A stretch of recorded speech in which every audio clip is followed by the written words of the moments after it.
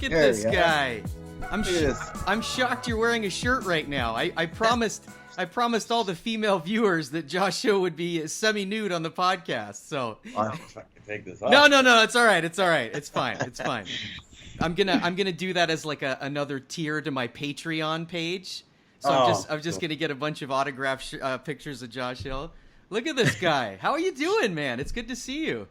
Yeah, man, you too. It's been a while, eh? Yeah, it has been a very long time. I mean, a lot of you guys, I'm lucky enough to kind of see you in passing, but I never get to talk to you guys. Largely because I'm so much older than you, I don't have anything in common with you guys. You guys are out there training. I'm taking arthritis medication.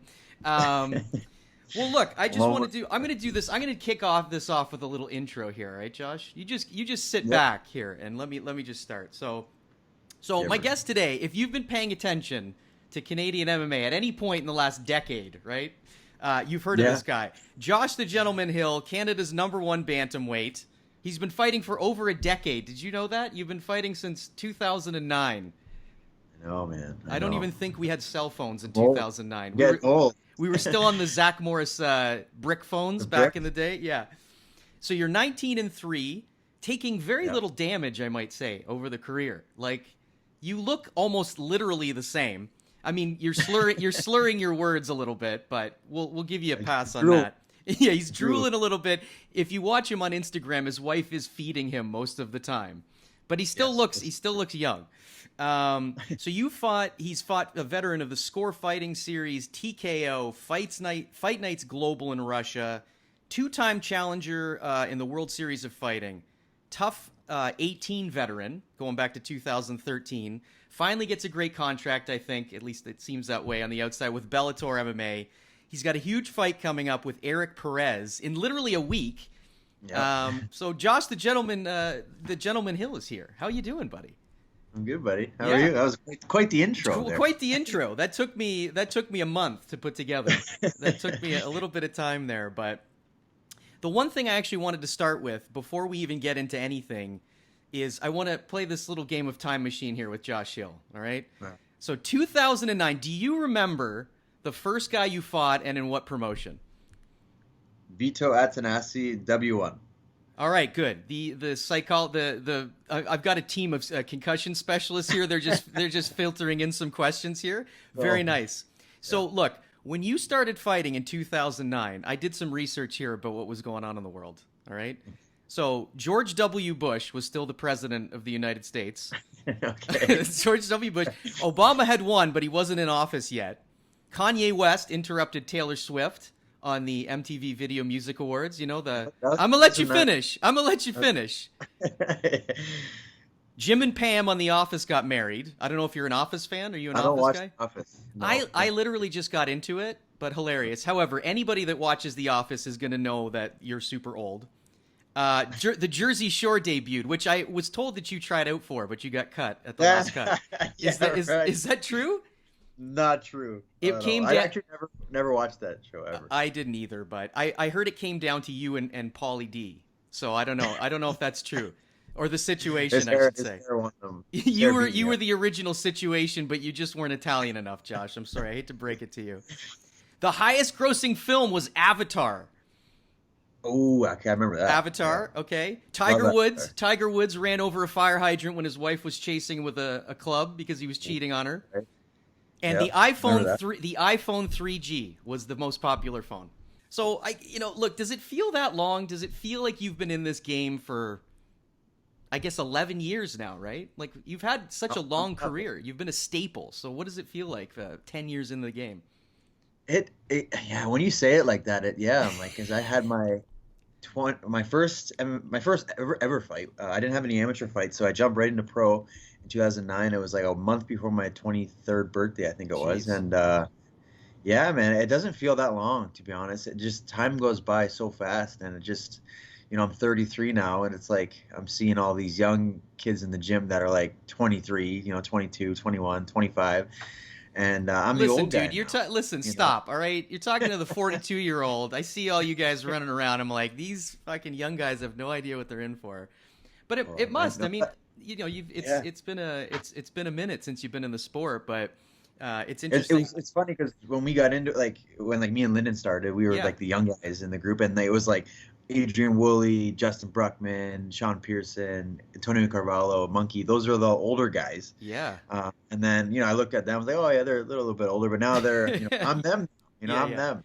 It's just been such a crazy. Like I remember, I mean, for people that don't know, I guess I met you probably, I want to say around 2011, 2012, something in that neighborhood, because that makes sense. Maybe a bit earlier actually, because you were part of the originally when Pura BJJ opened. Rory was the no-gi guy, and he was bringing you guys in. Like I think that's where you met Rory too, if I'm not mistaken, right?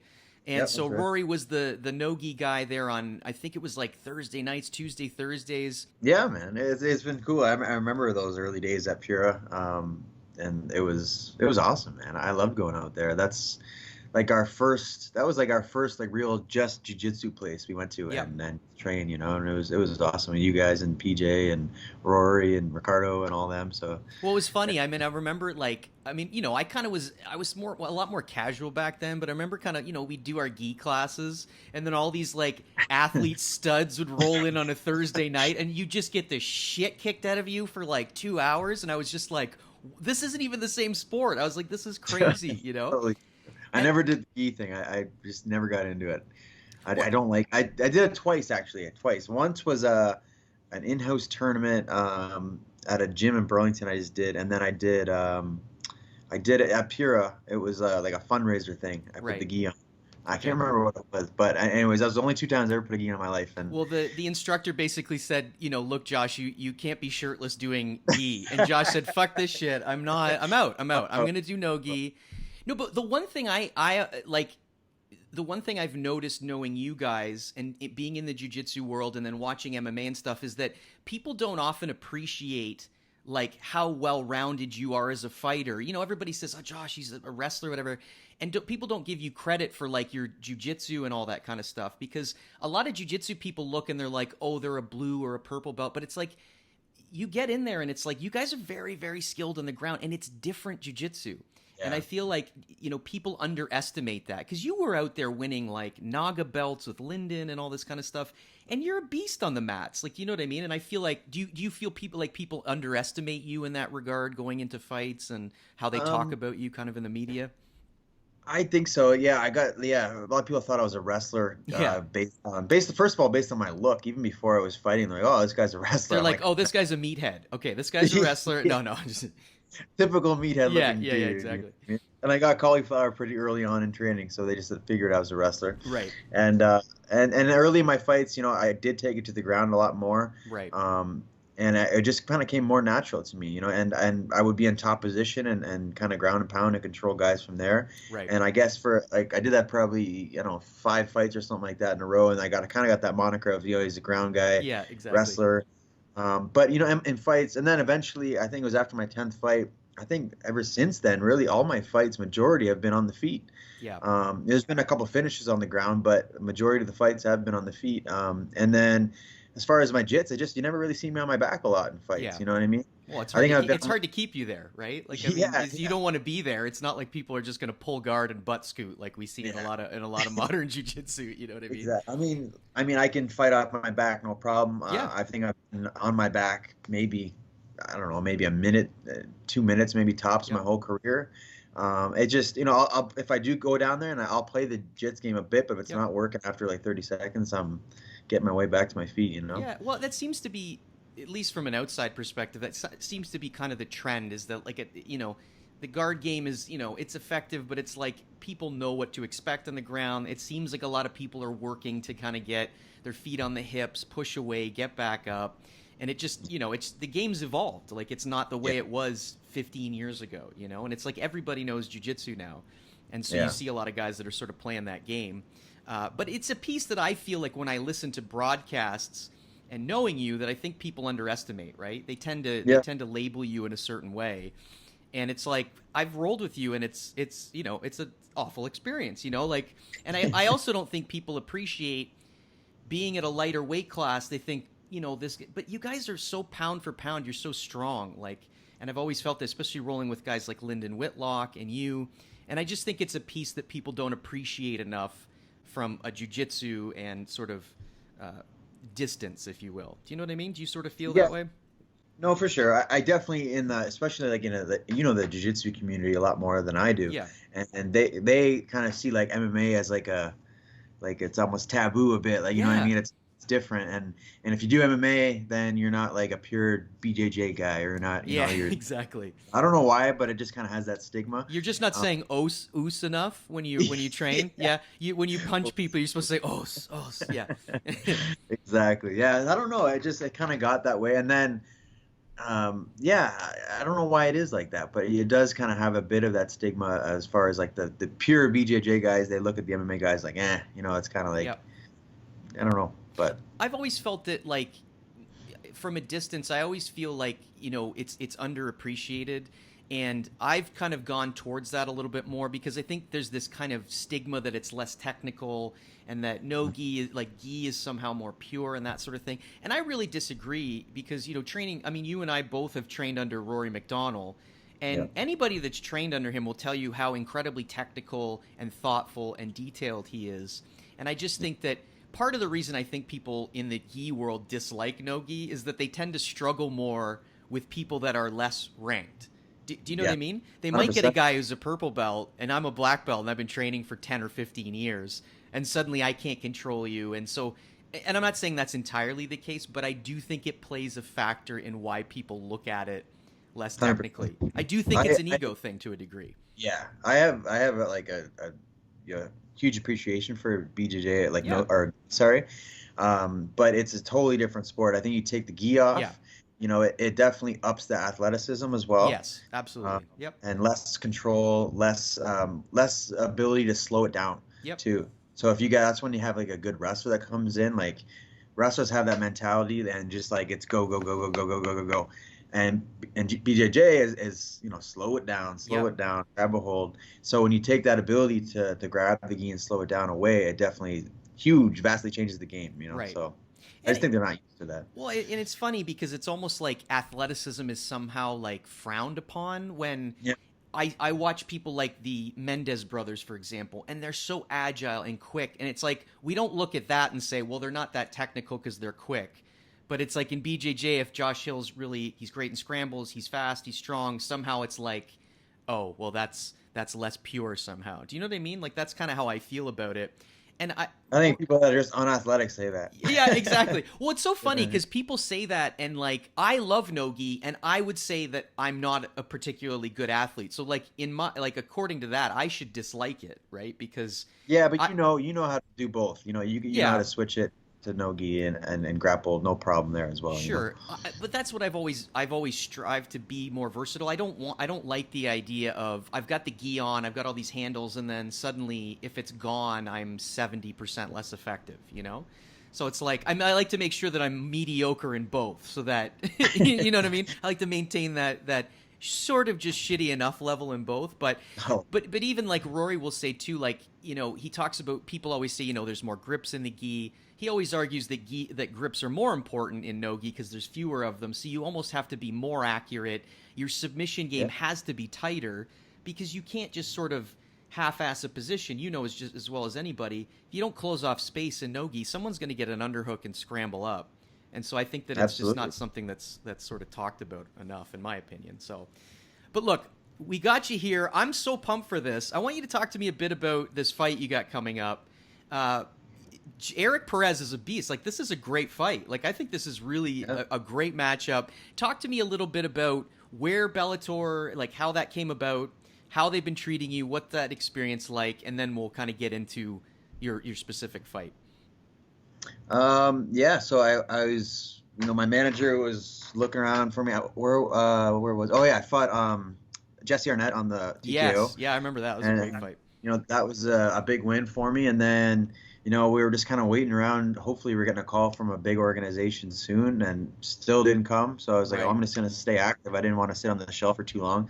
So then I went out west and fought in fight nights, and just they couldn't find me an opponent at all for a long time. So I ended up fighting Gilberto Aguilar. Okay.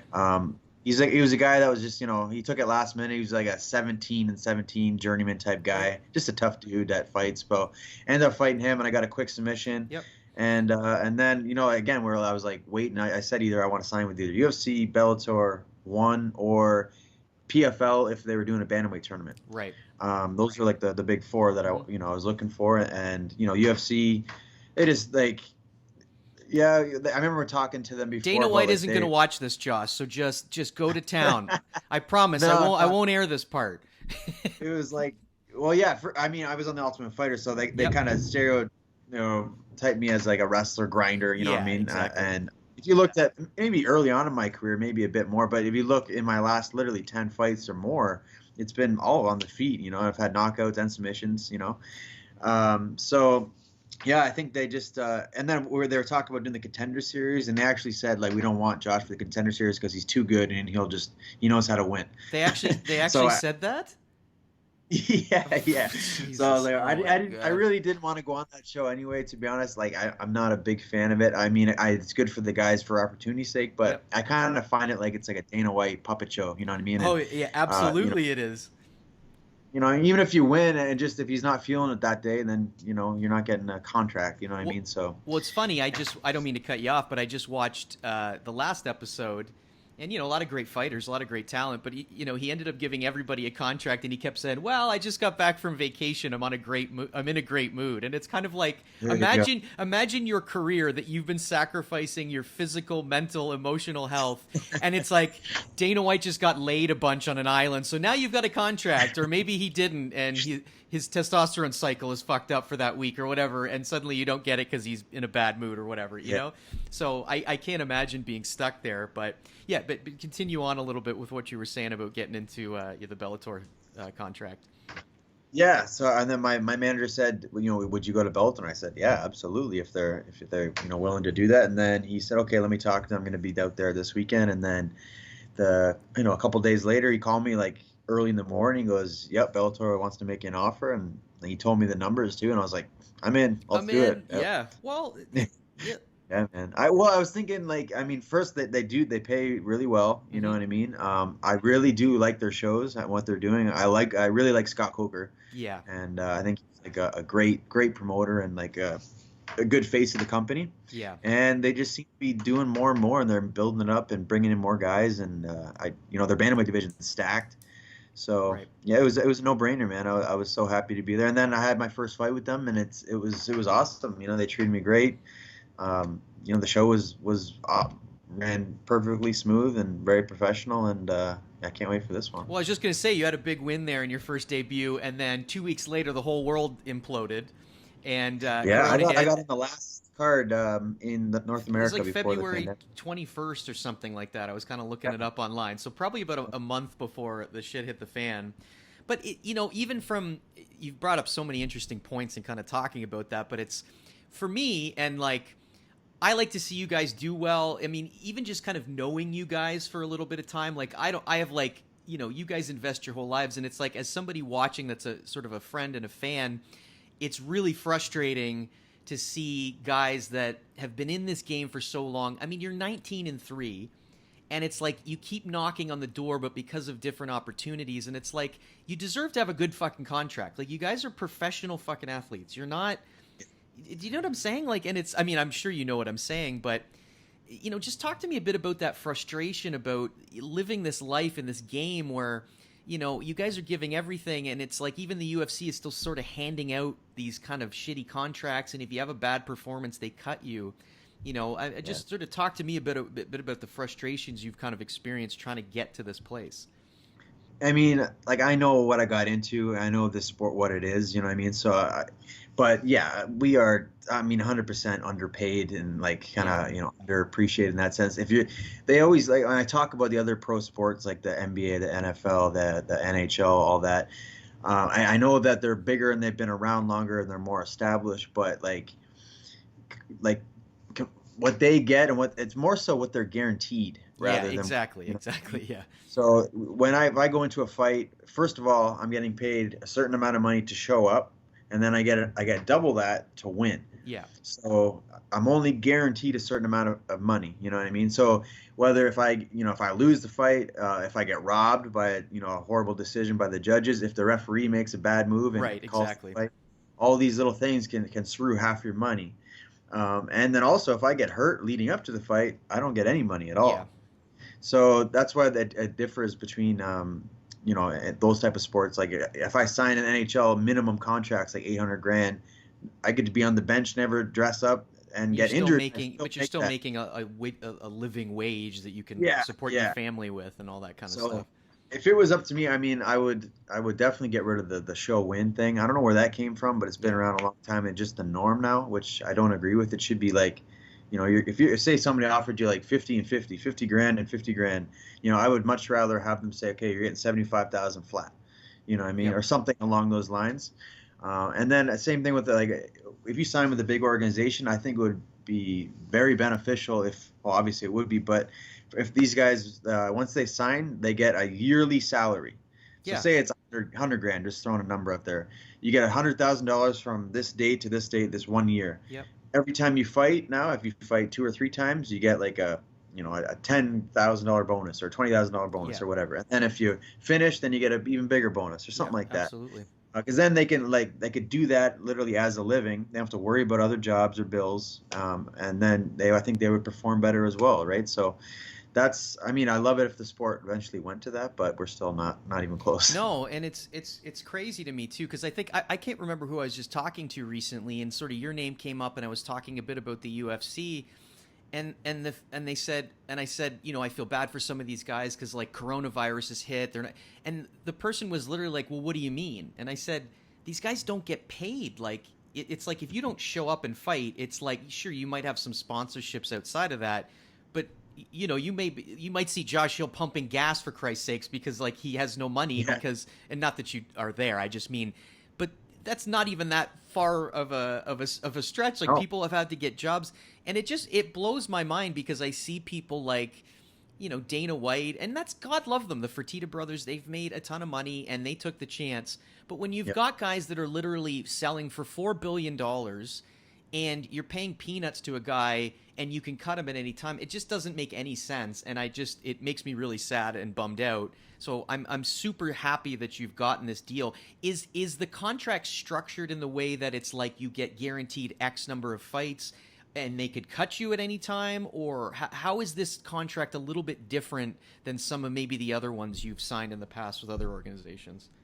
To be honest, they're pretty much. I'm looking for numbers, Josh. I want to know exactly how much you're fucking getting paid. Yeah, because you asked for $1,000 to do this interview, so I'm like, this son of a bitch. That's my standard fee. yeah, exactly. Yeah. No, I mean, Bellator, like I said, they do. If you sign with them exclusively, they do pay you pretty good. What Bellator does different from the UFC, and that's why a lot of people they shit on Bellator for this, but they have their guys that they sign to exclusive contracts. Okay. And usually they're on the main card, even on the prelims too. Before the pandemic anyway. But a lot of times, whatever the city they were going to, they would find more local fighters. Yeah, and exactly. Put them all on the undercard. Yep. And they pay them like $2,000. You know what I mean? Exactly.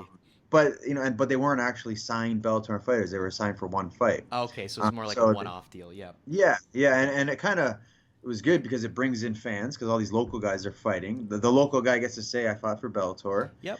And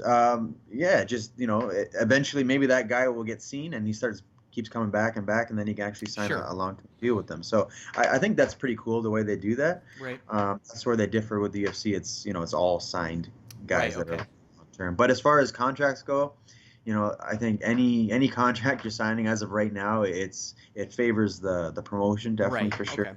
Unless you're like some, like you're maybe a McGregor or something like that, where you have some of big. Course, there's the top 5%, right, that are treated differently than the rest of the crew, right? Yes. But as far as like the fighter, you're here, you're not going anywhere, but we can cut you at any time. You know what I mean? Yeah. So it's still kind of the same nature in Bellator that way. Okay. I think so. Anyway, I gotta ask my manager. yeah. You might want to figure that one out a little bit before. But I have just watching from like the Strikeforce days and that sort of thing. Scott Coker, at least from a distance, seems like a bit more of a reasonable and respectful human being. Is that kind of fair to say? I mean, I've never been. I mean, God love Dana White and everything he's done, and I'm not trying to shit on him. It's just, there's a bit more of an arrogance there, and but Scott Coker seems a little bit more grounded. What's sort of your interactions been with him like, and what are your thoughts on him? I haven't even got to meet him actually personally yet, just because he wasn't at my event when I fought there. So I'm hoping he'll be at the next one. Okay. But just from the talking with him, he's I've always liked him. You know what I mean? And I like what he does. He makes it a show too. You know what I mean? Yeah, exactly. Which is important, I think, because I remember the Pride days. I loved watching those. Oh, those were the best. Pride was like the pinnacle. Yeah. It's sort of for sure. And it made like the fighters like these superheroes, you know what I mean? Like they brought them out and they had the fire and like the big music and it was a spectacle. Yep. And and the fights were awesome too. So it wasn't just like all show no go. It was amazing all around. And I think he kind of like takes that and tries to bring it to Bellator and that's the one aspect I do really like about it. Well, the one piece I've noticed, especially since he's taken over for that Bjorn Rebney, they were sort of always kind of doing this perpetual tournament format, which was kind of interesting, but it kind of got a little stale after a while. Yeah. And so I think that I do like sort of they're not trying to be the UFC, right? They're not trying to be like, okay, we're going to... And I do like how they have the big screen and even guys still coming into the cage, right? So they're kind of got their own little runway in. So I feel like he is making it more exciting, and I'm super pumped to see you on there. So, but tell me a bit about this fight with Erik Perez. What are your thoughts on him? He seems like a great fighter. Like, I think it's going to be a crazy, interesting matchup. What are your thoughts on him as an opponent, and how's training camp been? Well, training camp's been good. Okay. I was starting to freak out here after like the first 3 months because I wasn't training. And tell me a bit about I was going to kind of get into that, but like, how is this whole thing affected, especially for this camp? I mean, it must have had a major impact on your life. So how have you been able to train through all this madness? And were you even thinking you'd be able to get to the States at any point? At first, no. Okay. No. Yeah. For the first, I'd say 3 months. I was at home. I was just doing self workouts, and I'd go for runs. I'd go to my gym and hit the bag, and then I just do resistance training at home by myself. So, but that just it gets tiring, man, after a while, and I was starting to freak out. You can mimic fighting just by doing some burpees and chin ups in your apartment. Yeah.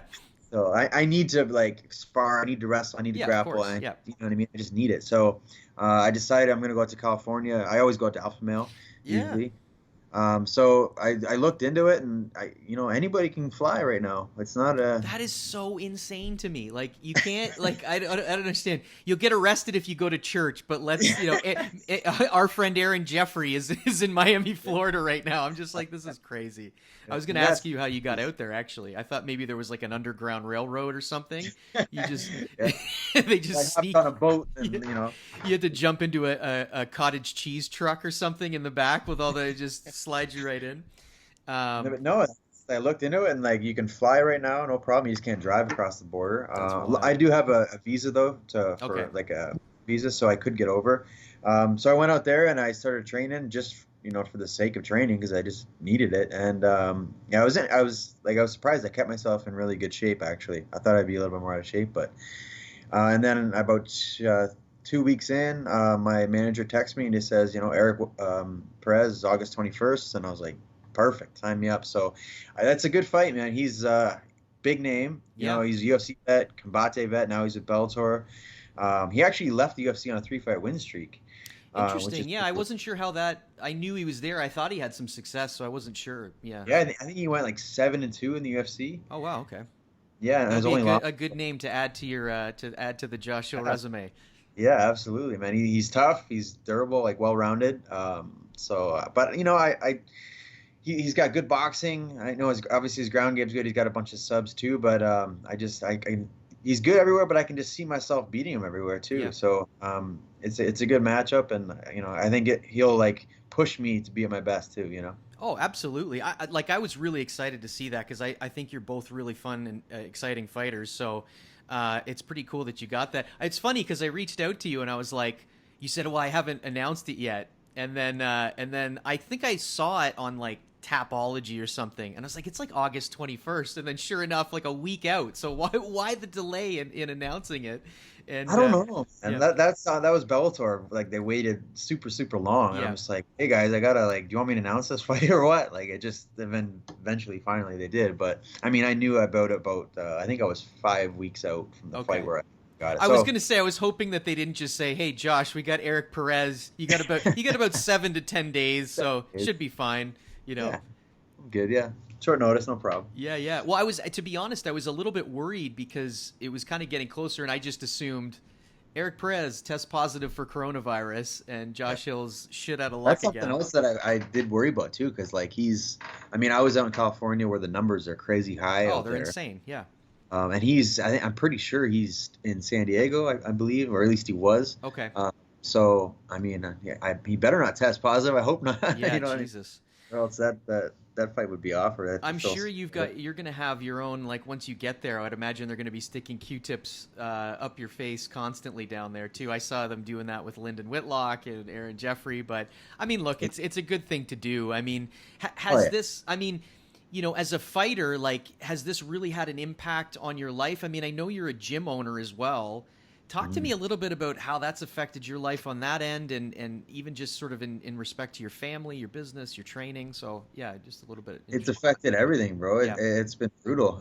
For the gym sake, it's we closed the gym down, and we just finally opened last week for the first time. Jesus, But it's all very limited, restricted. We're only allowing like a certain amount per class. We don't have a big gym either, so a smaller space. Yeah. So we just got that started again. So hopefully we can keep building that up and keep lifting all the restrictions and getting back to normal. And as far as the family, it's been huge too. It's, we can't like just do what we always did and just, hang out with everybody. And also the hardest part, to be honest, is I have a 2-year-old. Yeah, that's right. I mean? Yeah. So I have a stepson that's 10 too, but he's 10. So I just tell him, okay, don't keep your distance from people. Right. If you have to put a mask on, he can do it, no problems. He's easy. But with her, it's like she wants to run to my parents. She wants to run to my wife's parents. She wants to run to this person. And then she's putting stuff in her mouth still a bit, and like so. And she's not gonna wear a mask. So yeah, exactly. So that's been super difficult, dealing with that, and also like my wife's parents are a bit older too, so like we worry about that getting things too. So it's been a nightmare in that sense, man. But luckily, when I came back from California, I spent a week actually in my parents' basement, just do a little self quarantine action. Yeah.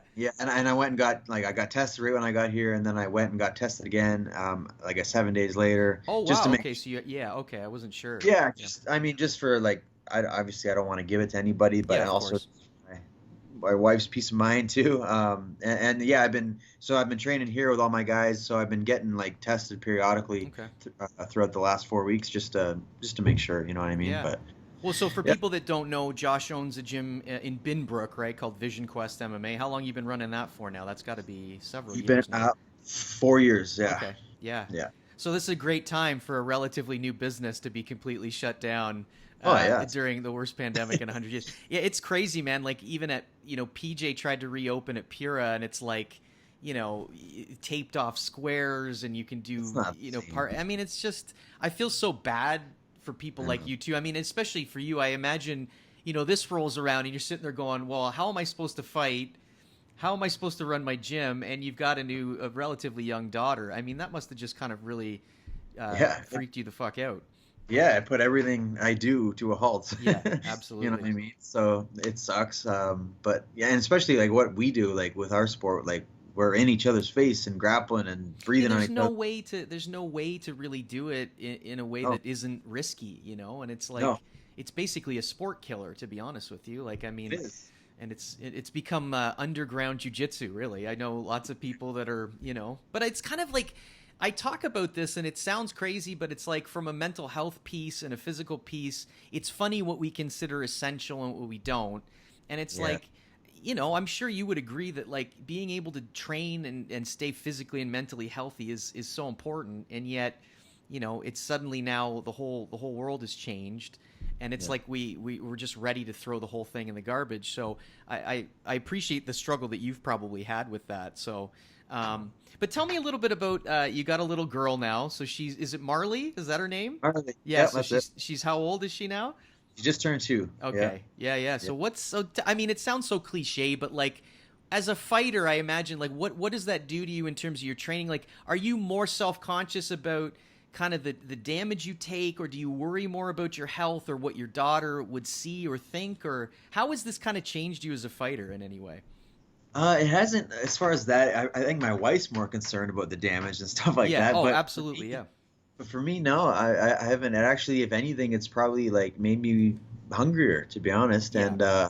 And with her, she's a little savage, man. You know, she looks exactly like you. Like she is like she's like a little Josh Hill, basically. She's a mini me. I know everybody says that. Jen hates it. She never says she looks like her. But, yeah, exactly. But yeah, she's a little brute, man. I'm gonna get her in gymnastics, as soon as possible, and get her into some training and whatever sport she wants to do. I'll definitely get her on the ice too. Yeah. But yeah, I think she's naturally she loves to be physical, and she's always tackling people and playing around like that. So she always watches me fight. She's always dad fighting. She's alwaing that's too cute. Shit, so what you got to do is you got to be like Donald Cerrone and bring her into the cage in Bellator with like the headset on. Yeah, exactly. I would love to do that. That'd be unbelievable. That'd be awesome. But, I mean, right now, I can't even have a family there right now, so it sucks. But yeah, that's crazy. Well, look, we'll be fighting in front of no fans, so it'll be that's right. What are your thoughts on that too? Like, I think I asked Aaron Jeffrey this question because he recently just fought, and he was saying that, like, kind of for him, like when he steps in the cage, it doesn't really matter that much. No. Are you somebody having fought in bigger promotions with big crowds? Is that something that you think is going to affect you in this fight coming up, or is it kind of just another day at the office when you're in there, or how do you feel about that whole thing? Once I get in there, I'm along the same lines as him. I feel I'm zoning in there, and I don't even really hear the big crowd. It's cool when you walk out and stuff like that, but once I get in the cage, it just kind of all goes away. Right.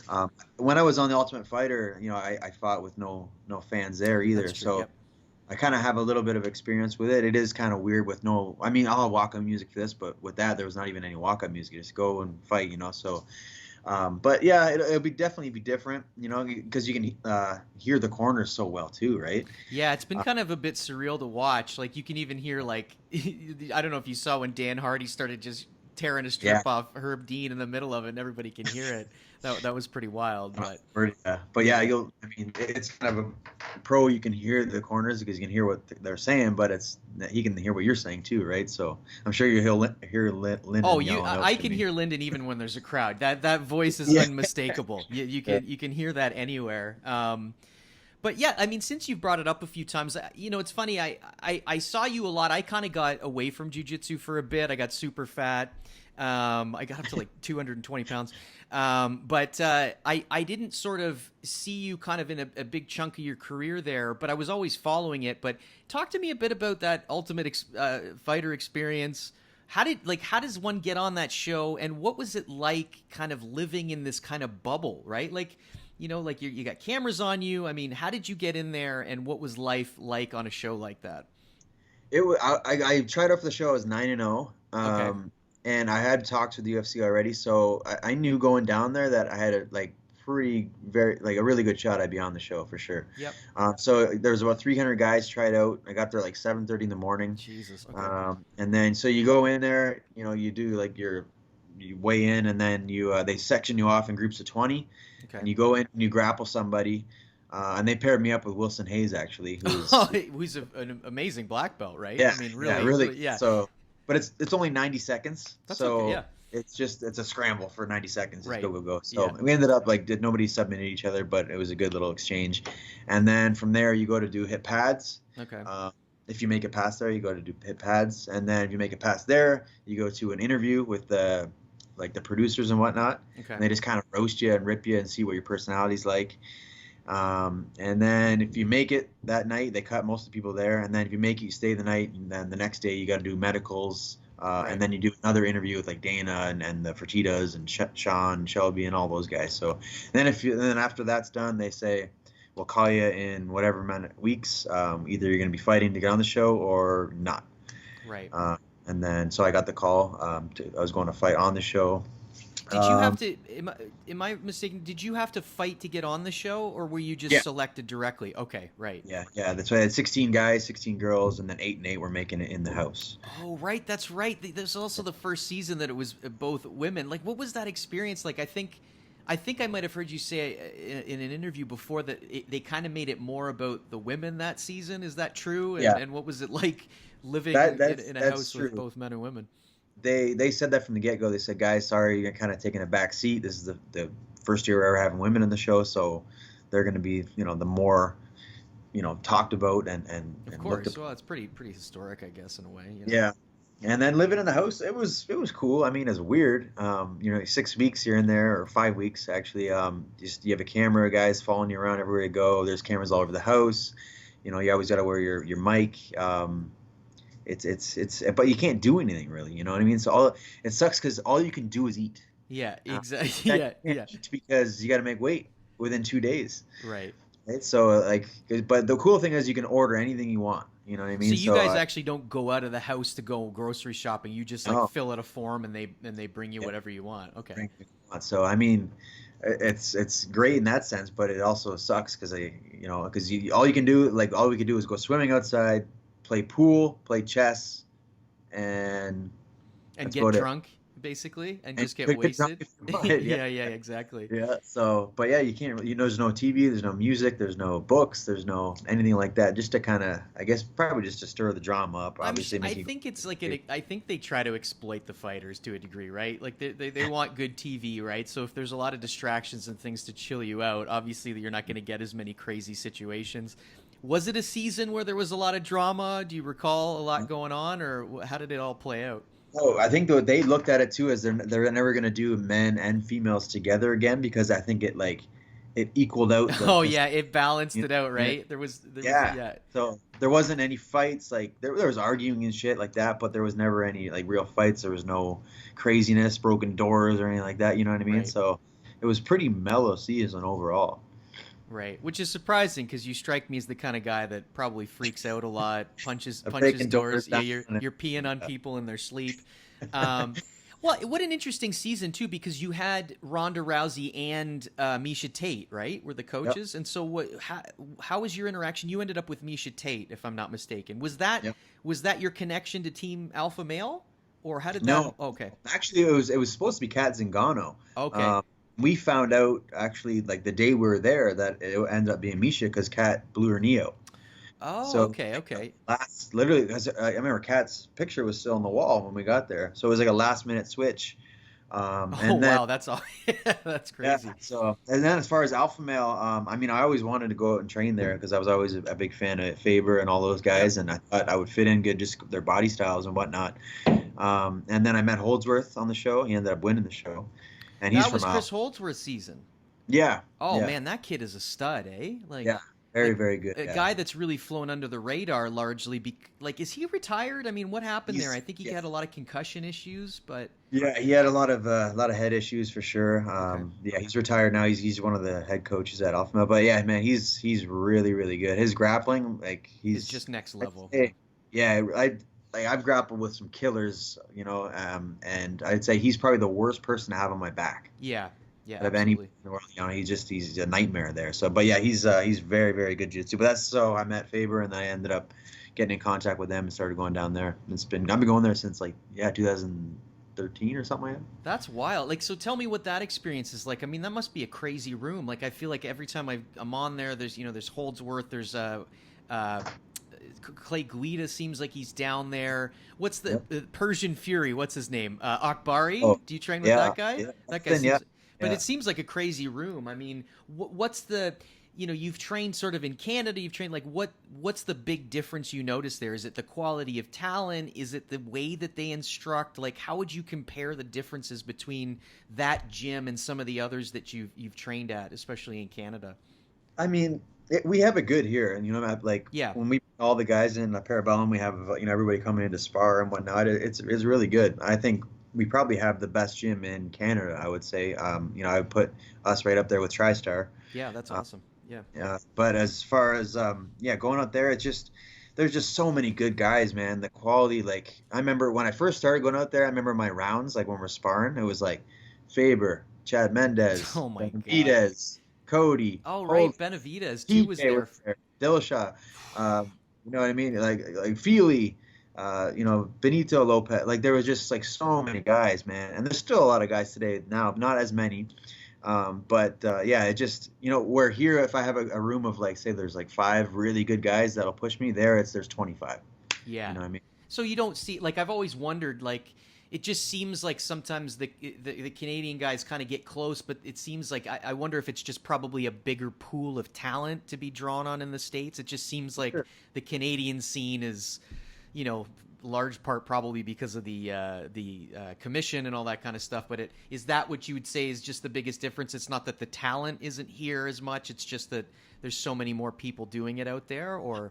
I would say like there's, I don't know, they have 300 million, we have 30 million or exactly. whatever, so there's way more people. Also, like they have like so many more wrestling programs, right? And I think that from an early age, right? Yeah. So we have some of that here, but not nearly what it is in the States, right? So, and I think you see a lot of like the wrestlers eventually cross over, and that's what alpha male. A lot of the guys were wrestlers at one point in their lives, early growing up, and then they became fighters. So, I think that probably is the best base to have, in my opinion. It seems that way. I mean, it's so funny too because we bring it back to a little bit to Parabellum, and like I had the best competition year of my life, and it was like. Massive part of that was just kind of being willing to embrace wrestling more and that mentality. Yeah, I remember wrestling a bunch. Yeah. Yeah, awesome. I mean, quote unquote. I'm going to put air quotes on wrestling because I'm probably like a 1-stripe blue belt as a wrestler. But it's just it's so crazy to me how in jiu-jitsu it's like you said, sometimes it's a little bit too laid back, and it's just that mentality of. It's such a great perspective to have. It's like you just work through anything. It's like it's a bad shot, you wrestle through it, you wrestle through it, you wrestle through it. And the piece that I think was always missing for me is people would always teach me single leg, double leg. And obviously the instruction isn't as good on the jiu-jitsu side, but it's more the spirit of wrestling of like, you just got to want it more than the other guy. Like, I was always like, oh, I've got to hit the hips and I'm going in light and slow. And it's like the biggest thing that clicked with me is Rory just being like, hit the hips and fucking run, like just, I don't care. Commit. You commit. Exactly. And it's like, I feel like that's such a missing part. And I think that's kind of where jiu-jitsu is heading now. I think you're going to see a lot of people with this wrestling background, like in ADCC and coming out of Danaher's gym. It's just that spirit of like, I want this more than you. I'm going to go take it. I don't care if it's pretty. I don't care if it's ugly. I'm just going to go out and grind it out. So I think that's why a lot of these guys have had so much success. And I would imagine in a room like that, it must be crazy. Like the intensity must be pretty high at all times in that room. Or guys, like how do you balance that in a room with that much talent? Are the guys pretty cool, or is it like you're throwing down like it was in the old sort of days where you're just trying to knock each other's head off when you're training out there? No, to be honest, I would say everybody at that gym has been super, super cool guys. You know what I mean? That's awesome. And very, very inviting and very like willing to share knowledge and whatnot. So, like working with guys like Faber, he's probably one of the most generous guys I've ever met. And guys like him and Chad and Feely, they're just they're super, super cool, super talented, but very, very easygoing. I mean, TJ, I remember training with TJ there, and he TJ seemed like he was a bit of a different animal, that guy, a little bit. I mean, I got along with him, outside. Like, he's a nice guy, but I would not say he's a good training partner. That's for sure. A little more selfish. I mean, I've heard and seen some things. Like, I think there was a clip floating around where, like, he's hitting guys after the bell when they're not looking and their heads turned and kicking them in the head and stuff. And I'd even heard rumors of maybe that was a piece as to why Holdsworth got injured, but That's true. Yeah. But listen, Josh, when you're blasting all kinds of steroids, you're not gonna have any control, bro. You just when you're injecting between rounds. What a crazy situation. Lost a lot of respect for that one. You know what I mean? What, like, to me, you've had the same, like, you're the last guy I would ever accuse of being on anything, because to me you've looked exactly the same for fucking 15 years. Like, you look the same. Funny, I still get people that just, oh, you're on steroids just by looking at you. No, but I mean, I don't know. Like, there's that because you have that build, right? It's like Aaron Jeffrey. People are like, oh, he's gassed up, but it's like Aaron Jeffrey looks like his brother. They both look the same. I'm sure, you know what I mean? So, but I feel like there's a kind of a bit of a look you start to get in some ways, maybe not, but what's your perspective on this insanity in the sport with performance enhancing drugs? Like, what are your thoughts going into it, knowing that the guy you might be fighting might be gassed up? Does it motivate you more? Does it piss you off? Like, where's your stance on all that in a sport that seems to be kind of filled with a lot of, a lot of cheaters, quote unquote, I'm all about it. Testing. You're all about steroids? We just got confirmation. Where's Ariel Hawani? We just got confirmation. Josh is on this. No, I'm just kidding. Pride style. Yep. Yeah, exactly. No, I'm all about like testing, man. Like I've said it all my fights. Test me and my opponent. As much as you can. I've nothing to hide, and I've suspected probably a couple of guys I've fought definitely been juiced up. But the way it's I think in any other, well, not any other sport, but most sports, like in baseball or something like that, I don't think it's as big of a deal. I think because you're not causing physical harm to somebody else. Right. You know what I mean? Yeah. So, I mean, you're going to hit a ball farther. Yeah, exactly. But, I mean, you're still cheating as far as, you're going to wins and stats and stuff like that. But you're not actually, like I said, causing harm to somebody else. So I think that's when it's really, it should be tested at the highest degree if possible. And then you look at, like I'm saying, fighters that are on steroids, like I think it was Dan Gable that said it. He said, perfect. If they're on steroids, I already know they're weak mentally. They need that edge to cheat because they can't do it, naturally. So I know I can take that for sure. Absolutely. Do I want the guy I'm fighting to be gassed up? No, I don't. Obviously not. But if he is, then he is. I'm still gonna fight him. You know what I mean? And I know he's definitely has like I said, that kind of that weak chink in his armor where he needs to take this to be able to perform at his best. Whereas I know I don't. No, I think that's a great mentality, and I mean just to tie it into jiu-jitsu, I mean it's it's everywhere in the sport, especially at the highest level, and it's like how many people have we seen, like you say, that mentality piece where USADA comes in, suddenly they look a lot different physically. I take a guy, and I'm not trying to single him out, but a guy like Alistair Overeem, right? Like when you saw him when he was gassed up, he was a fucking murderer. He was going out there and it's like he comes off of it, and suddenly he's a much more like passive fighter. He's not nearly as like in your face and aggressive.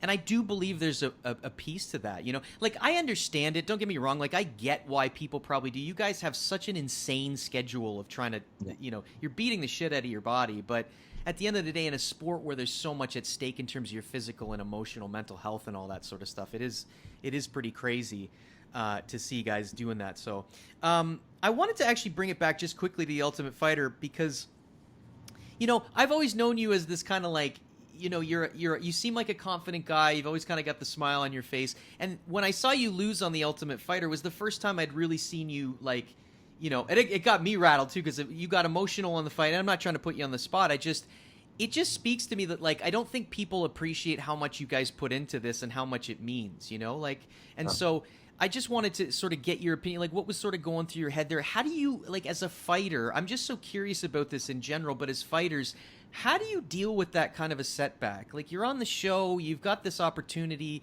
you lose, like what's going through your head and how do you work yourself through that to keep going and to become, a Bellator fighter right now? Actually, when I was on The Ultimate Fighter, it was kind of the worst timing, to be honest. Right. I was going through a lot of shit at home. I had actually both my grandmothers were in the hospital at the same time. Okay.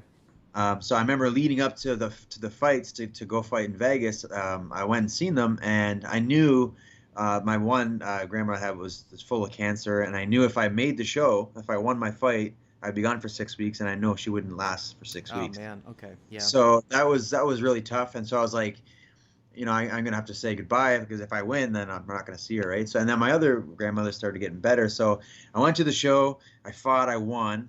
And then right after I won, I found out she died. Oh, my God. So that was kind of like a whirlwind of emotions, right? I was high from winning, and then I found that out, so I was broken down again. And then I went right from there, I went right to the house.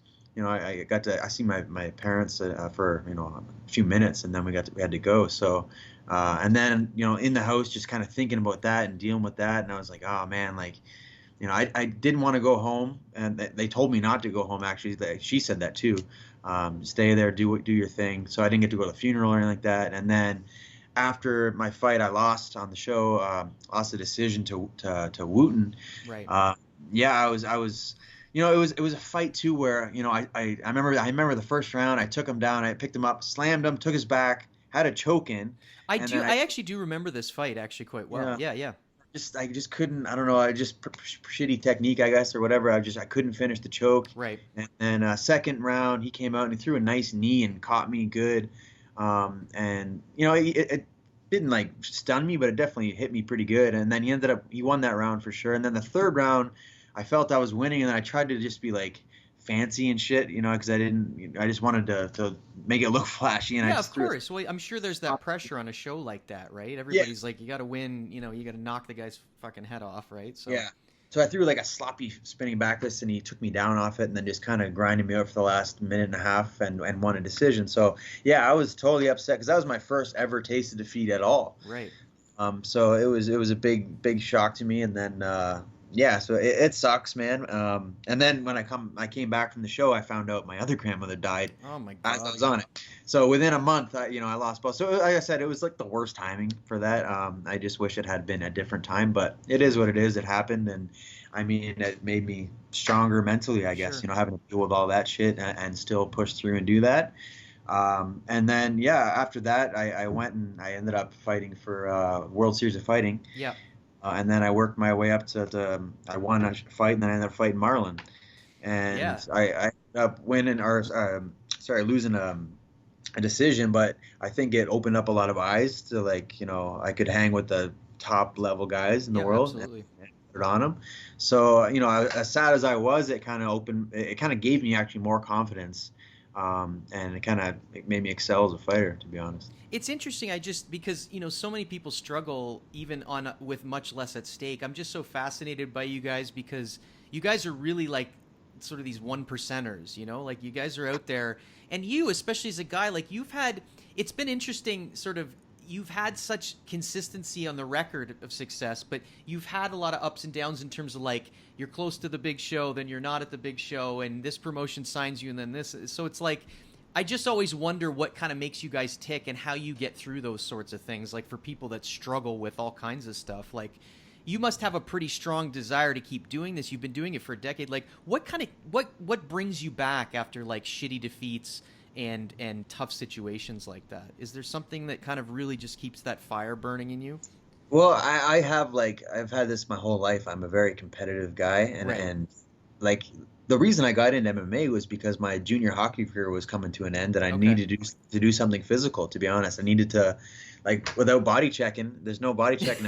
Yeah, exactly. So I had to do something like that. To be honest, I just need that, and I played rugby too, so that was a contact sport. So I need that in my life. You know what I mean? I don't know. It's a weird thing that I just have to have. And as far as like the mental part of it, that was something I lacked a lot of, actually. That's interesting. I think I listened to a podcast of you with Justin Bruckman, and you kind of, I think you mentioned that, and that again, that really surprised me, just because I only know you kind of from a distance. I don't kind of know what goes on. So to me, that really surprised me because you just seem like such a calm, cool, collected, confident guy.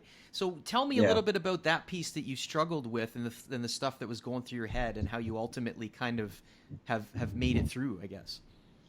I think I hide it pretty well. I'm pretty good at hiding emotion, in fights and in life. But yeah, coming up, I started, when I first started, I didn't really have much, I just jumped into it. So it was like, if I lost, then, okay, whatever. But as I started winning, I got up to 5-0, 6-0, 7-0, 8-0, 9-0. And then people just started expecting me to win. You know what I mean? And I started putting pressure on myself. I started getting anxiety because I'm worrying about the worst case scenarios, worrying about losing, staying undefeated, looking like humiliated on TV. And I let all these negative thoughts, drive me nuts, to be honest. And I had a lot of anxiety going into a lot of my fights. and I just had to kind of push through it. And I've definitely in my earlier days underperformed in a lot of fights, even though I still won. Right. Where if I had some mental training or somebody to really guide me through that, I think it would have been, I would have won, but I would have been much better performance. Right. So it wasn't until actually I got injured. I tore my pec completely That's right. off. I remember that. Oh God. Yeah. Yeah. So that was a shitty injury for sure. So it sidelined me for about 7 months or so. Wow. And you had to have surgery in the whole bit, right? Like you have to have it. I had surgery and sitting like this for about 6 weeks, and then I could slowly just move it, and it took a while, but it was in that time I was like, yeah, I got to do something. I can't do anything physical that much, but so I started just reading books and looking into the mental game, and I was reading books like Mind Gym and The Mindful Athlete and The Rise of Superman, things like that.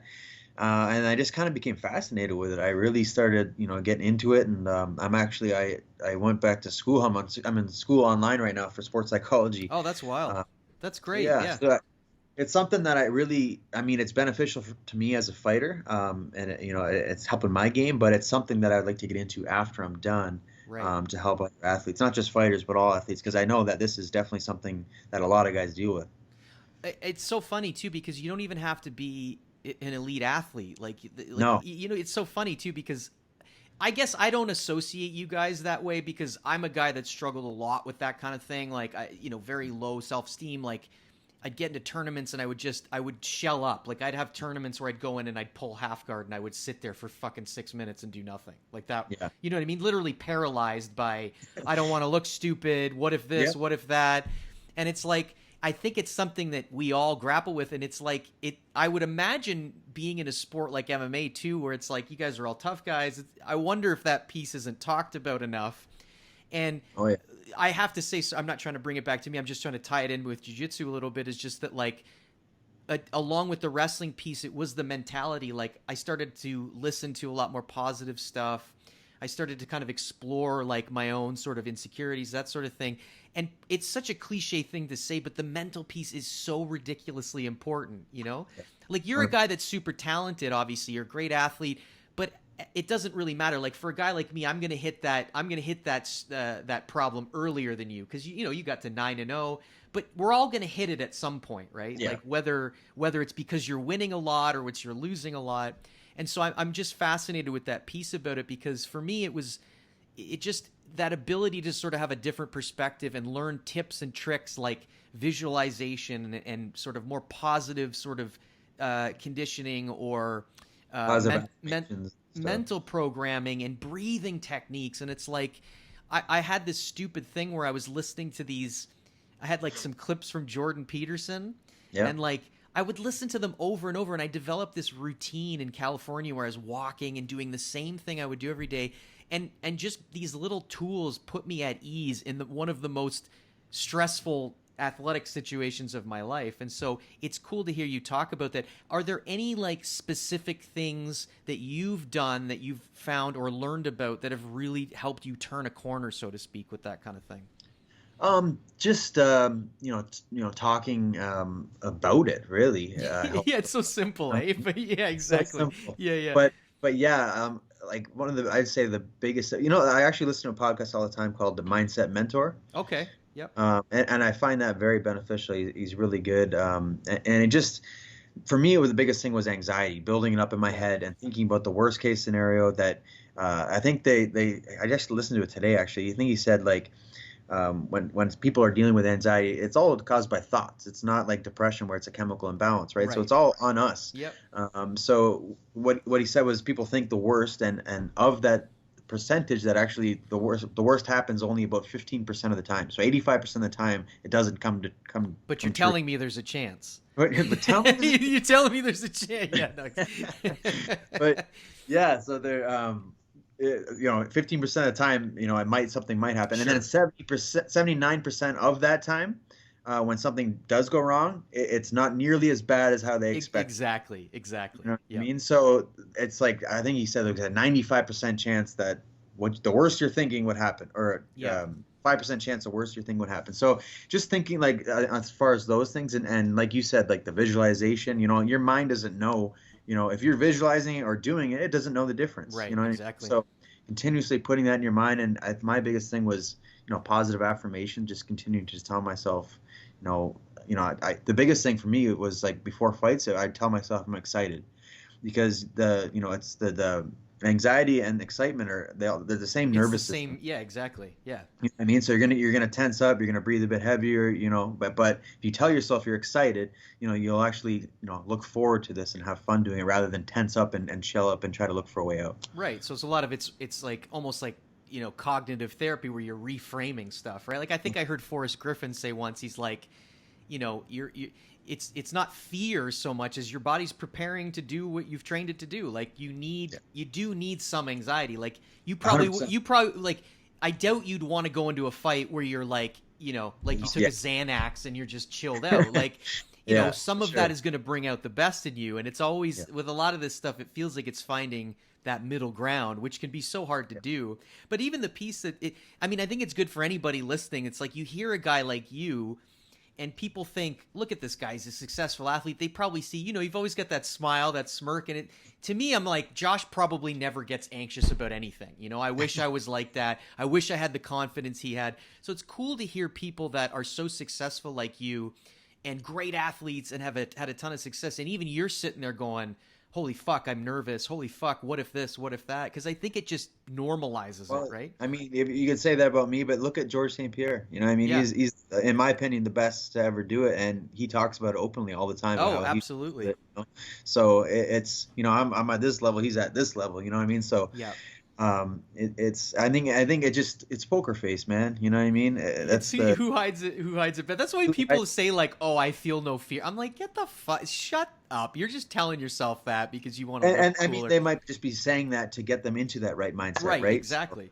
So that's just one way of the way they psych themselves up, which might work for them. Right? Oh my God, there's this hilarious clip from like an old fighter and the Kid where Brendan Schaub and Rashad Evans are talking about George St. Pierre, about how he had a fight coming up.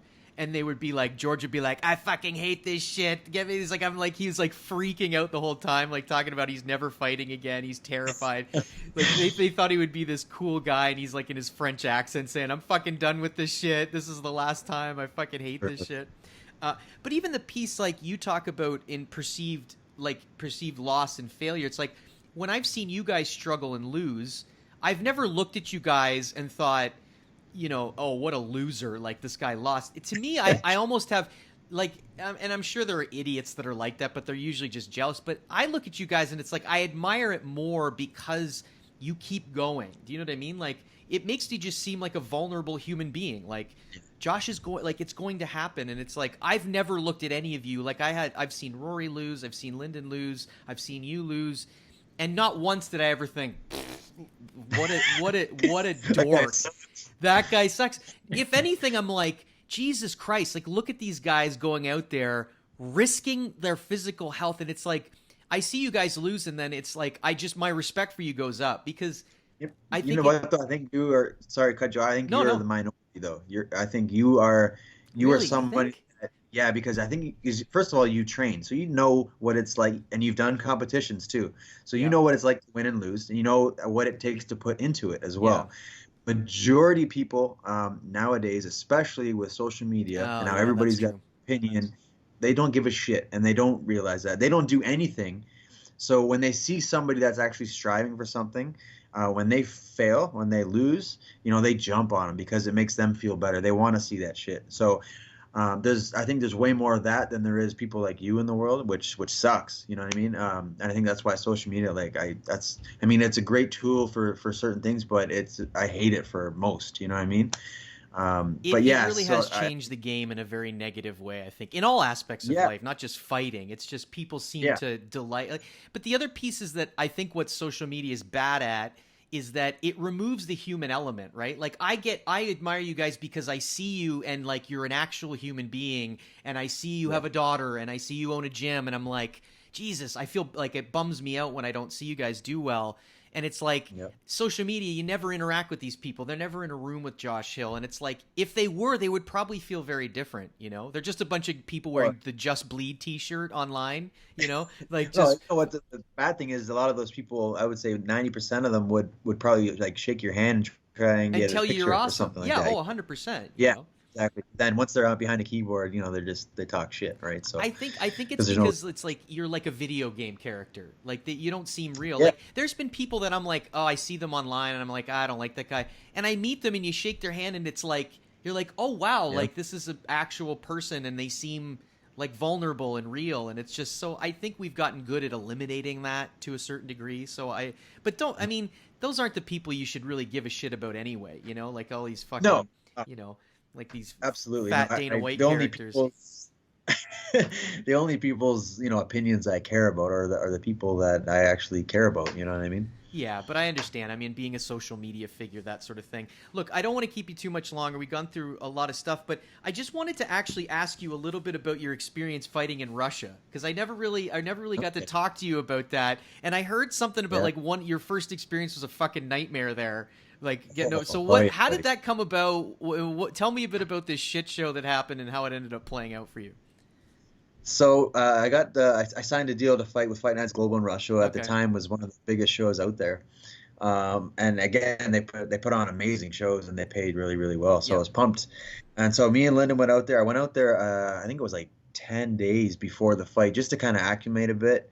And just get used to the time difference and whatnot. And then, so we were staying in Moscow, and the flight was in Ekaterinburg, which we had to get on a flight to go there because Russia's huge, right? Oh yeah, I'm sure. So we were first to start off. We sat there. We sat in the airport, me and Lyndon, and I don't like to board the plane until the very end. That's just me, you know what I mean? And so we're sitting there, and okay, yeah, I see where this might be going. And when it says, a boarding time. Yeah, time? Exactly. Yeah. But I guess in Russia it says departing time this time. Oh Jesus! So we sat literally just like down, like not even far from the terminal, and we're just sitting there. And then so we went at the time on the ticket, and we got there, and the gates are all closed, and the lady's like, "No, it's gone." I go, "What do you mean it's gone?" And I could see the plane still there, and they're like, "No, you can't come on." So we're like, "Oh my God, what do we do?" So I ended up we just booked 2 more tickets. So we paid for 2 more tickets. We flew to the place like an hour and a half later, and right when I landed, my manager's like, "Oh yeah," it was the day before weigh-in, so I was like almost on weight, and my manager's like, "Yeah, your opponent just pulled out." Oh Jesus Christ! So I got there, I'm like, "Oh my God!" So we're in Russia now, so I'm not even fighting. So I get there, I'm like, we finally get to the hotel, and they weren't gonna pay me anything at all, and I was like, "Oh my God!" I spent like so much money coming down here early too and whatnot. So eventually I spoke with the president of the company, and he worked it out for me later. My next fight, he upped my salary. But anyways, we were there. We ended up going to the show, which was amazing. They put on an amazing show. The fights were great. But then coming home, where I don't know what happened, but Lyndon gives me his passport. I don't know why. But, and I put it in my backpack, and I put it above. And I guess when I opened my thing, my backpack was open a bit, and I just grabbed my bag and threw it on. We left. And then we got off the plane, we walked into the airport, and we're a little ways away, and I look and I'm like, "Oh man, your passport's not here." Oh my God. I'm like, "Oh shit." So we run back, we try to get back on the plane, can't do it. But we called them "Hey, we just got off this flight." Nobody speaks English, by the way. It was just Russian, and nobody cares to help you if you're speaking English. Yeah. So it was an absolute nightmare. So we're trying to they called the airplane people that were cleaning it up, "No, we don't see a passport here, nothing here at all."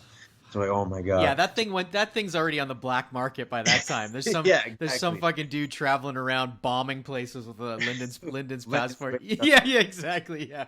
So we go to the cops there at the airport. Zero help at all. Wouldn't even want to talk to us. So then we had to go to the Canadian consulate, which it was downtown. So we had to get on a taxi and drive an hour downtown. We finally get to the consulate. And we thought me and him we were picturing Bad Boys 2 when they're trying to get back to the American consulate. We're Americans. I thought it would be going to the Canadian one. I thought they welcome us in with open arms.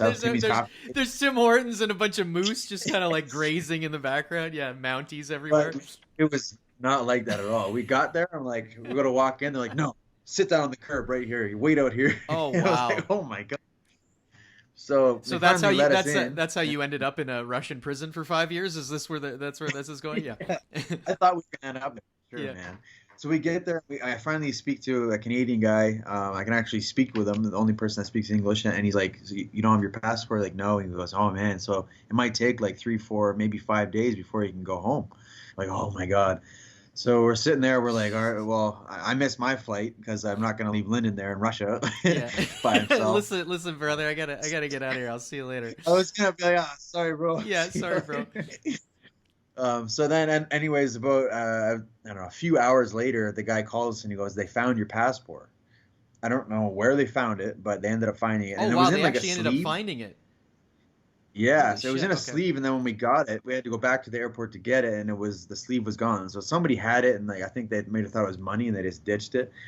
But anyways, we found it, and then we had to book another day to stay there, and then.